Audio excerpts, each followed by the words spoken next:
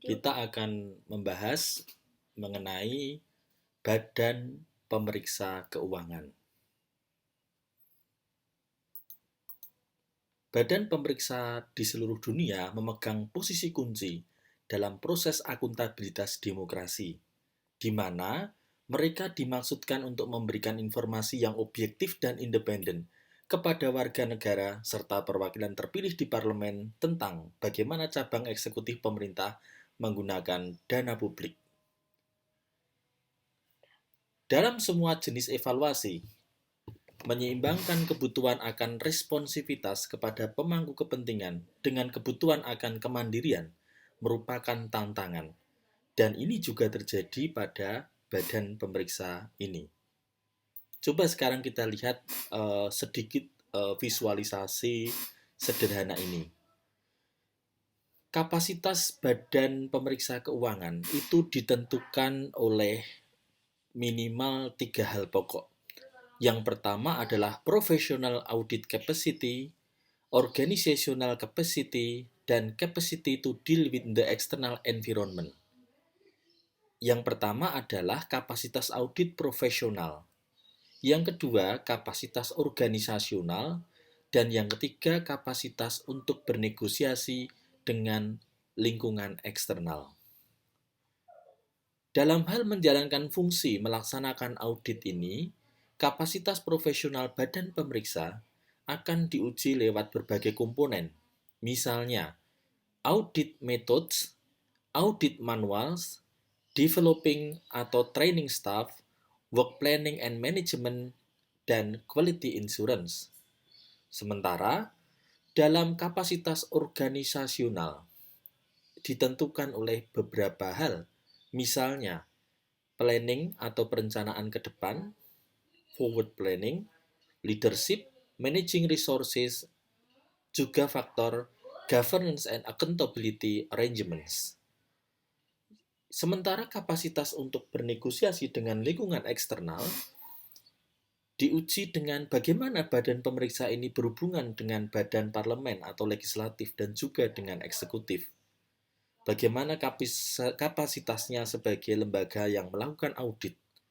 Bagaimana hubungannya dengan lembaga-lembaga donor. Bagaimana hubungannya dengan badan-badan audit yang lain. Kemudian bagaimana dia harus menjaga hubungan dengan media dan publik. Dan juga bagaimana badan pemeriksa berada dalam perhimpunan profesional dan juga menjalin hubungan dengan auditor sektor privat yang lain.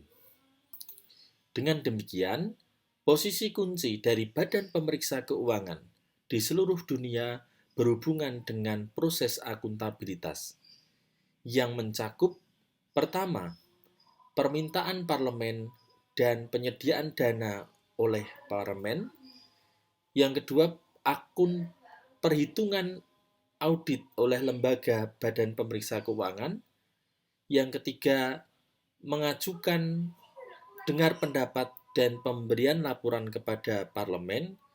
Dan yang keempat, kemampuannya dalam menekan pemerintah untuk memberikan respon terhadap hasil pemeriksaan keuangan negara. Di dalam literatur, hubungan yang mendapat perhatian khusus adalah antara badan pemeriksa dengan pemerintah, dan ditegaskan bahwa hubungan tersebut tidak boleh terlalu dekat, sehingga independensi badan pemeriksa bisa dipersoalkan. Di dunia ini ada beberapa macam model-model badan pemeriksa keuangan, atau biasa disingkat SAI. Supreme Audit Institution. Marilah kita tinjau secara singkat bagaimana model-model yang ada itu. Pertama adalah Westminster Model, yang juga dikenal sebagai model Anglo-Saxon atau model parlementer. Ini dijalankan di Inggris Raya. Juga negara-negara persemakmuran, termasuk di kawasan sub-Sahara Afrika, beberapa negara Eropa seperti Irlandia dan Denmark, dan juga negara-negara Amerika Latin seperti Peru dan Chili, yang sering menamakan dirinya sebagai kantor audit nasional.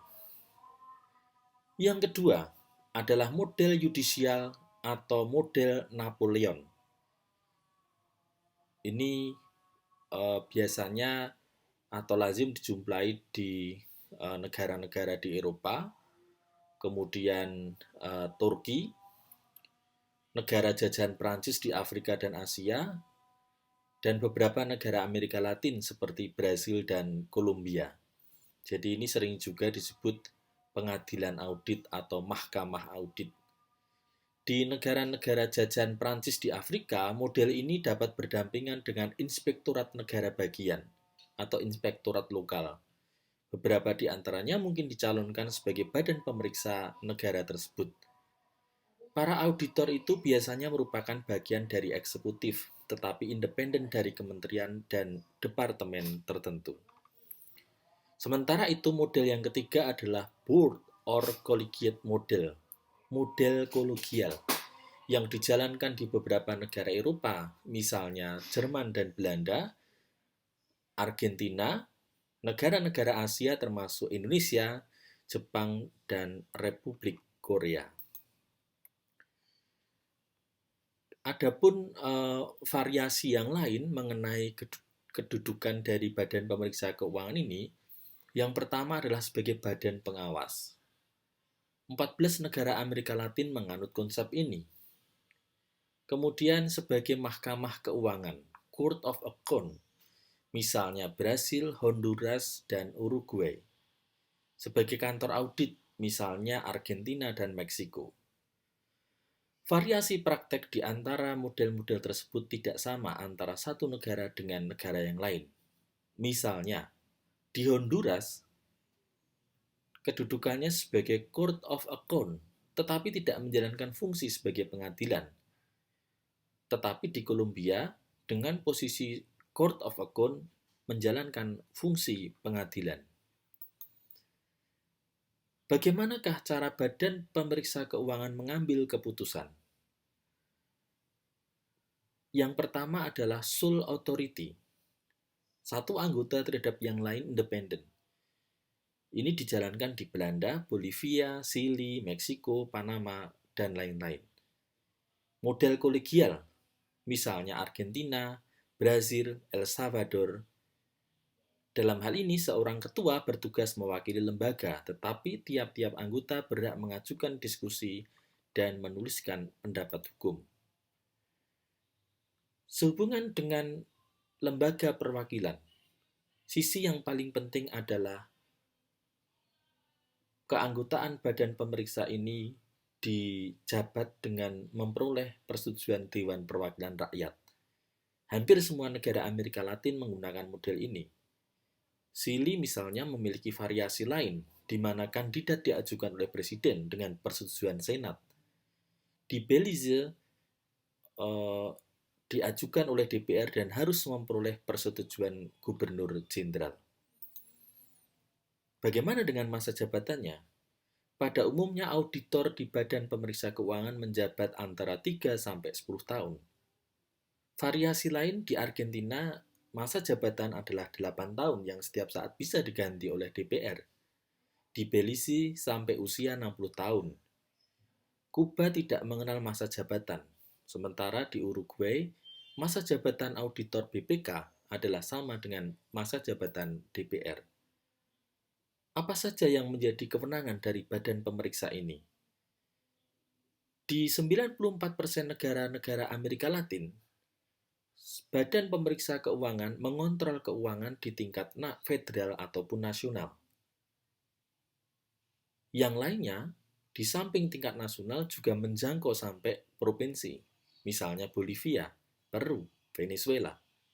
Sementara Chili, Costa Rica, Honduras, bahkan jangkauan kewenangan BPK sampai kepada keuangan di pemerintahan lokal setingkat kabupaten. Misalnya, seperti yang disampaikan tadi, ada 3 negara yaitu Chili, Costa Rica, dan Honduras. Atau variasi lain adalah di samping mengontrol keuangan juga mengaudit sumber daya organ yang lain, misalnya di El Salvador atau di Guatemala. Pertanyaan penting adalah mengenai independensinya. Di Swedia dan Norwegia, hubungan antara badan pemeriksa dengan pemerintah terbatas dan sifatnya formal. Tidaklah dianggap tepat bagi seorang menteri untuk mengusulkan atau meminta audit tertentu, meskipun saran yang lebih formal tentu saja dapat dikemukakan. Mekanisme formal sangat terbatas. Pertemuan dengan departemen pemerintah berfungsi untuk bertukar informasi dan pandangan-pandangan, bukan untuk mempengaruhi badan pemeriksa yang dikenal dengan nama Riksrevisionen. Badan pemeriksa keuangan di Australia dan Selandia Baru memiliki hubungan yang lebih dekat dengan eksekutif dan sering menerima saran audit yang melebihi permintaan secara formal. Norwegia termasuk negara yang memiliki badan pemeriksa keuangan sejak tahun 1816 dan merupakan alat dari parlemen sejak tahun 1918. Jadi sejarah di Norwegia ini lebih panjang daripada di Swedia. Di Norwegia, badan pemeriksa dipimpin oleh 5 orang pimpinan, yang salah satu berfungsi sebagai ketua. Pengisian jabatan dilakukan dengan penunjukan oleh parlemen. Sudah menjadi tradisi bahwa pimpinan badan pemeriksa keuangan adalah politisi. Tetapi ketika sudah menjadi pimpinan badan pemeriksa, kemudian harus independen. Badan pemeriksa keuangan melapor kepada komite parlemen, dan pemerintah berkewajiban untuk menanggapi kritik dan rekomendasi yang diajukan. Pemerintah diundang untuk mengomentari temuan sebelum laporan diserahkan kepada parlemen. Di Swedia, mekanisme auditing dan akuntansi sudah dikenal sejak abad ke-16. Badan pemeriksa keuangan saat ini memang baru dibentuk tahun 2003, tetapi telah mengalami beberapa reorganisasi kecil. Badan pemeriksa saat ini dipimpin oleh 3 orang auditor yang ditunjuk atas persetujuan parlemen. Seorang ketua memimpin organisasi secara kolektif. Kemudian, badan pemeriksa melapor langsung kepada parlemen. Tergantung isu yang dibahas. Kalau dia memeriksa anggaran negara harus melapor ke komisi anggaran. Kalau memeriksa kementerian tertentu harus dengan komisi mitra kementerian. Tergantung isu yang dibahas. Selanjutnya, parlemen mengajukan laporan kepada pemerintah untuk dimintai komentar. Para menteri berkewajiban untuk memberikan tanggapan tentang bagaimana mereka berencana menggunakan rekomendasi tersebut dan tanggung jawab keuangan negara.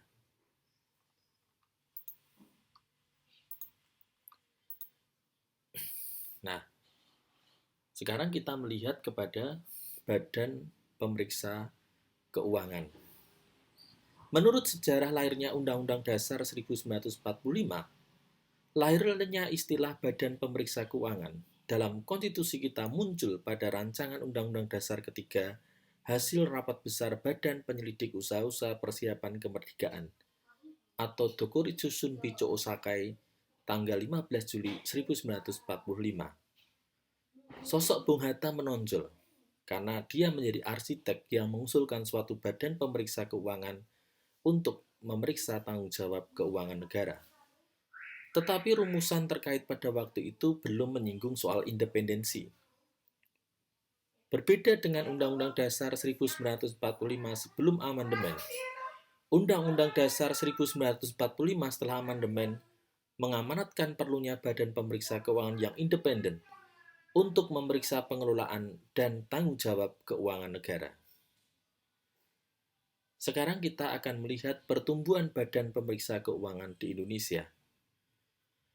Sebagaimana sudah ditentukan di awal tadi, bahwa dasar hukum keberadaan BPK pertama-tama ditetapkan oleh Undang-Undang Dasar 1945 pasal 23 ayat 5. Standar pemeriksaan BPK dapat dikatakan bersifat luas, karena mengikuti perkembangan keadaan undang-undang yang berlaku, baik di dalam lingkup nasional maupun internasional. Dalam suatu pemeriksaan, anggota BPK dan pemeriksa harus mempunyai batasan-batasan yang diatur di dalam kode etik. Untuk menegakkan kode etik, dibentuklah suatu Majelis Kehormatan Kode Etik BPK. BPK setelah perubahan Undang-Undang Dasar mempunyai perwakilan di setiap provinsi. BPK menyampaikan laporan hasil pemeriksaan keuangan negara kepada DPR dan DPD, juga kepada DPRD provinsi dan DPRD kabupaten kota sesuai dengan kewenangannya. Jadi kalau di dalam naskah Undang-Undang Dasar sebelum perubahan, BPK hanya memeriksa anggaran rutin APBN saja, sehingga pemeriksaan itu hanya diserahkan kepada DPR. Sebetulnya bagaimana praktek pelaksanaan fungsi organisasi BPK dari tahun ke tahun? Nah, setelah pertama kali disahkan pada tanggal 18 Agustus 1945, kemudian dikeluarkan Surat Penetapan Pemerintah Nomor 11 tanggal 28 September 1946 sebagai dasar pembentukan BPK. Kedudukannya untuk pertama kali di Magelang mempunyai 1 orang ketua dan 9 orang pegawai. Kemudian dalam perkembangannya, melalui Surat 12 April 1947 telah diumumkan kepada semua instansi di wilayah Republik Indonesia mengenai tugas dan kewajiban BPK dalam memeriksa tanggung jawab tentang keuangan negara. Namun karena situasi, maka untuk sementara dalam rangka melakukan fungsinya itu, BPK berpedoman pada Algemene Rekenkamer, undang-undang audit yang ada di masa Hindia Belanda. Dan nantinya pelaksanaan undang-undang ini terus berlangsung sepanjang pemerintahan Orde Baru, yang baru kemudian untuk pertama kali disahkan untuk menggantikan Algemene Rekenkamer ini pada tahun 2004. Selanjutnya pada tahun 48, BPK berkedudukan di ibu kota negara, yaitu di Yogyakarta. Ketika pemerintahan berbentuk Republik Indonesia Serikat, Dewan Pengawas Keuangan, nama baru bagi Badan Pemeriksa Keuangan menurut Konstitusi RIS, berkantor di Bogor, menempati bekas kantor audit pada masa pemerintahan Nica. Ketika susunan negara kembali menjadi negara kesatuan dan diberlakukan Undang-Undang Dasar sementara 1950, badan ini disebut dengan Dewan Pengawas Keuangan, yang kemudian tetap menjalankan tugasnya dengan tempat kedudukan di Bogor. Setelah kembali ke UUD 1945 melalui Dekret Presiden 5 Juli 1959, Dewan Pengawas Keuangan kemudian menjadi Badan Pemeriksa Keuangan berdasarkan pasal 23 ayat 5 Undang-Undang Dasar 1945. Jadi kalau kita perhatikan walaupun namanya berubah-ubah, Dewan Pengawas Keuangan Republik Indonesia Serikat menjadi Dewan Pengawas Keuangan Republik Indonesia, namun landasan pelaksanaan kegiatannya masih tetap menggunakan peraturan perundang-undangan pada masa Hindia Belanda. Dalam rangka pelaksanaan demokrasi terpimpin, ada keinginan untuk melakukan penyempurnaan terhadap Badan Pemeriksa Keuangan, sehingga dapat menjadi alat kontrol yang efektif. Pada tahun 1963 melalui Perpu, kemudian dibentuk Badan Pemeriksa Keuangan Gaya Baru. Dalam peraturan tersebut, Presiden sebagai pemimpin besar revolusi memegang kekuasaan pemeriksaan dan penelitian tertinggi atas penyusunan dan pengurusan keuangan negara. Ketua dan Wakil Ketua Badan Pemeriksa Keuangan masing-masing berkedudukan sebagai Menteri Koordinator dan Menteri. Dari sini jelas bahwa ketentuan ini merusak kedudukan BPK yang mestinya independen. Tetapi karena diberi titel menteri, sementara menteri itu adalah pembantu presiden, maka independensi itu menjadi tidak mungkin untuk dicapai. Nah, setelah Orde Baru, kemudian MPRS menetapkan aturan-aturan kembali mengenai kedudukan dan fungsi lembaga tertinggi dan tinggi negara. Untuk pertama kali baru bisa ditetapkan undang-undang mengenai Badan Pemeriksa Keuangan melalui Undang-Undang Nomor 5 Tahun 1973. Setelah reformasi, ketetapan MPR nomor 6 tahun 2002 menegaskan kembali kedudukan BPK sebagai satu-satunya lembaga pemeriksa eksternal keuangan negara dan peranannya perlu lebih dimantapkan sebagai lembaga yang independen dan profesional.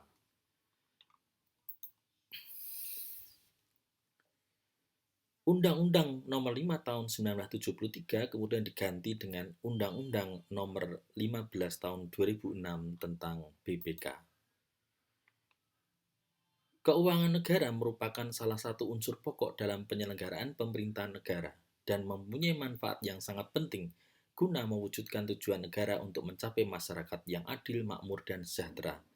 Sehingga pengelolaan dan tanggung jawab keuangan negara memerlukan suatu lembaga pemeriksa yang bebas, mandiri, dan profesional. Itu adalah alasan diadakannya undang-undang baru yang mengatur kedudukan Badan Pemeriksa Keuangan. Dalam pelaksanaan tugasnya, BPK terlepas dari pengaruh kekuasaan pemerintah, tetapi tidak berdiri di atas pemerintah. Lebih jauh, hasil pemeriksaan BPK itu diberitahukan kepada DPR, DPD, dan DPRD sesuai kewenangannya. Dengan demikian, BPK merupakan badan yang mandiri. Bahkan BPK itu berwenang mengawasi semua kekayaan negara yang mencakup pemerintah pusat, pemerintah daerah, BUMN, BUMD, dan lembaga negara lainnya. BPK berkedudukan di Jakarta dan memiliki perwakilan di setiap provinsi. Bagian akhir dari uraian kita adalah mengenai pengisian jabatan anggota Badan Pemeriksa Keuangan. Pada tahun 1965, menurut Undang-Undang Nomor 17 Tahun 1965, BPK pada waktu itu merupakan lembaga negara tertinggi yang beranggotakan paling banyak 21 orang, yang terdiri atas wakil-wakil partai, wakil angkatan bersenjata, dan wakil-wakil ormas yang ditunjuk oleh Presiden. Pada masa ini, untuk menjabat anggota BPK, seseorang yang ditunjuk Presiden harus berusia sekurang-kurangnya 35 tahun, mempunyai kecakapan di bidang keuangan dan administrasi, serta mempunyai dukungan dari masyarakat. Lalu menurut Undang-Undang Nomor 5 Tahun 1973, Badan Pemeriksa Keuangan terdiri atas Dewan yang terdiri atas 1 orang ketua, 1 orang wakil ketua, dan 5 orang anggota. Ketua, wakil ketua, dan anggota BPK diangkat oleh Presiden atas usul Dewan Perwakilan Rakyat. Dengan Undang-Undang Nomor 15 Tahun 2006, BPK memiliki 9 orang anggota yang keanggotaannya diresmikan dengan keputusan Presiden. Pengisian jabatan anggota BPK harus memperoleh persetujuan Dewan Perwakilan Rakyat. Dalam rangka persetujuan itu, DPR memperhatikan pertimbangan Dewan Perwakilan Daerah. DPR memulai proses pemilihan anggota BPK terhitung sejak tanggal diterimanya surat pemberitahuan dari BPK dan harus menyelesaikan pemilihan anggota baru paling lama 1 bulan sebelum berakhirnya masa jabatan anggota BPK yang lama. Undang-undang ini kemudian mengalami perubahan pengaturan sesuai dengan putusan Mahkamah Konstitusi sepanjang prasa pengangkatan pergantian antar waktu. Ketentuan di dalam undang-undang dianggap merugikan hak konstitusional anggota BPK yang terpilih karena salah seorang anggota BPK sebelumnya berhalangan tetap sehingga tidak dapat menghabiskan masa jabatan. Jadi, menurut undang-undang, kalau ada penggantian anggota BPK, maka anggota baru itu meneruskan sisa masa jabatan saja sampai habis. Nah, ini dianggap bertentangan dengan hak konstitusional, sehingga dalam pandangan Mahkamah Konstitusi, apabila ada penggantian anggota BPK, maka anggota yang baru ini terus menjabat selama 5 tahun. Dengan demikian, dalam pandangan MK, akan ada kesinambungan fungsi anggota BPK itu karena akan terdiri atas anggota-anggota lama dan anggota-anggota yang baru. Jabatan anggota BPK merupakan jabatan kolegial. Cara pemilihan anggota BPK, kalau kita perhatikan dari tahun 65 tadi ya, dari masa ke masa dilakukan penunjukan dan pengangkatan oleh Presiden, yang kemudian berkembang dengan dipilih oleh DPR dengan pertimbangan Dewan Perwakilan Daerah. Nah, kenapa harus ada persetujuan DPR? Ini karena untuk mengurangi dominasi Presiden seperti yang terjadi pada masa Orde Baru di bawah berlakunya Undang-Undang Nomor 5 Tahun 1973. Demikianlah paparan mengenai perkembangan dan pertumbuhan Badan Pemeriksa Keuangan dari segi hukum kelembagaan negara. Sekarang mari kita buka referensi dan buku teks yang bersangkutan dengan ini untuk kita lanjutkan dengan diskusi. Kita jadikan presentasi tadi sebagai awal untuk pengungkapan isu-isu yang relevan dengan kebutuhan pembahasan di kelas. Terima kasih.